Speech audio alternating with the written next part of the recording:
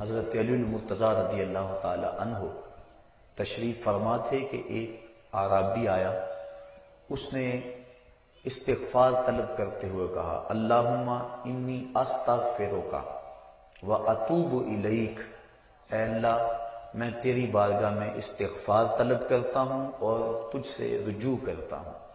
حضرت علی المرتضیٰ رضی اللہ تعالی عنہ نے فرمایا، جھوٹوں والی توبہ نہ کرو۔ عرض کی کہ یہ جھوٹوں والی توبہ ہے؟ فرمایا ہاں، زبان سے استغفار پڑھنا لیکن استغفار دل میں نہ اترے۔ ایک حدیث شریف کے الفاظ ہیں، التائب من الذنب کمن لا ذنب لہ والمستغفر من الذنب وہو مقیم علیہ کالمستہزئ بربہ۔ گناہ سے توبہ کرنے والا ایسا ہے جس طرح اس نے گناہ کیا ہوا ہی نہیں، اور استغفار کرنے والا اور گناہ کے اوپر وہ جمع ہوا ہے لیکن گناہ نہیں چھوڑتا اور استغفار کیے جا رہا ہے، فرمایا وہ ایسا ہے جس طرح اپنے رب سے مذاق کر رہا ہے۔ تو توبہ کی حقیقت تو یہ ہے کہ انسان عزم مصمم کرے کہ دوبارہ میں یہ گناہ نہیں کروں گا۔ جس طرح تھنوں میں دودھ کو واپس کرنا مشکل ہوتا ہے، اس طرح اس کا گناہ کی طرف لوٹنا مشکل ہو۔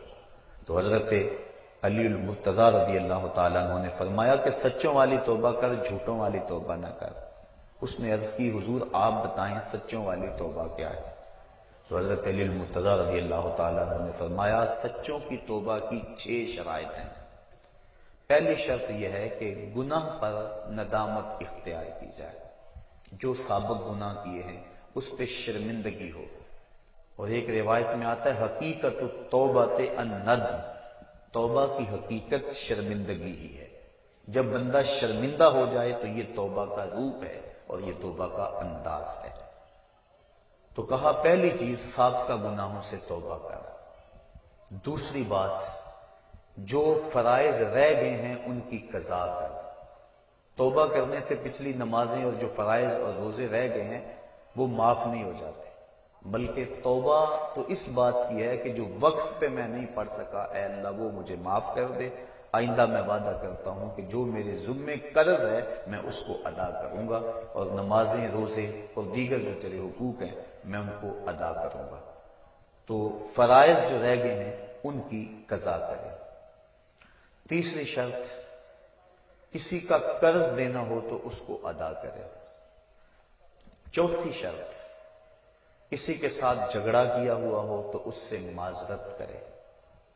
پانچویں شرط، جس طرح توبہ سے قبل گناہ کر کر کے اپنے نفس کو موٹا کیا اور قوی اور طاقتور بنایا، اب توبہ کا حق یہ ہے کہ تو اللہ کی اطاعت اور فرما برداری کر کے نفس کو ایسے ہی کمزور کر اسے رگڑا دے۔ اور چھٹی شرط یہ ہے کہ آئندہ گناہ نہ کرنے کا عزم مصمم کر لے۔ کہا اگر یہ 6 شرطیں تیری توبہ کے اندر موجود ہیں تو وہ تو سچا توبہ کرنے والا ہے، ورنہ تو زبان سے استغفار پڑھنے والا ہے، تیری توبہ سچی نہیں ہے۔ تو توبہ سچی یہی ہے کہ انسان خلوص کے ساتھ ان شرائط کے ساتھ اللہ کے حضور رجوع لائے۔